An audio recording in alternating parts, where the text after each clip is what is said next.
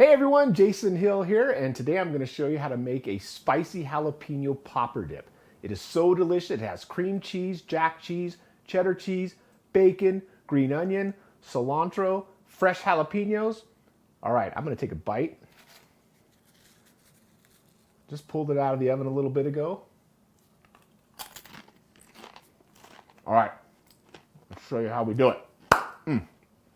Okay, we have our oven at 375. I have two 8-ounce bricks of cream cheese that I've softened up in the microwave. Now we're just going to add a cup each of pepper jack and cheddar cheese, grated, followed by freshly diced jalapeno. I have 4 of them here. Remove the seeds. Next I have a cup of diced green onion, and then about a cup of pre-cooked bacon bits. And then lastly, a small bunch of cilantro, which comes out to about a cup, and I'm going to use about half of it, and then save some for garnish.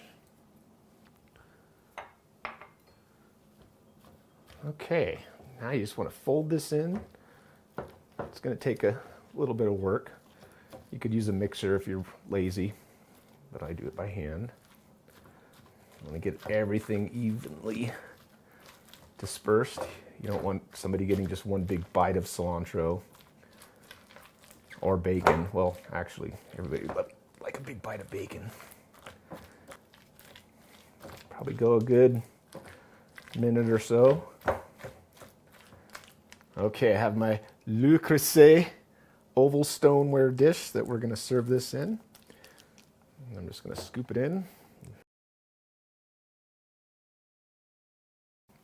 Now, you get yourself a cup of Panko breadcrumbs, spread evenly on top. Just give it a nice little crust on the top. Leftover cilantro, a little bit of garnish. It's going to look so pretty.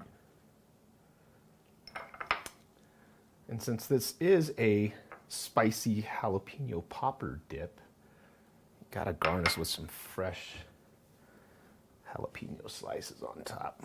And I cut these at the bias to give them a little bit larger appearance and size. Nicely thin. You don't want a big thick slice of jalapeno in there and have your guests choke on it, and then you got to call 911 and then the party's over. There we go. Time for the oven. We're just going to bake this for 15 to 20 minutes uncovered in a 375-degree oven.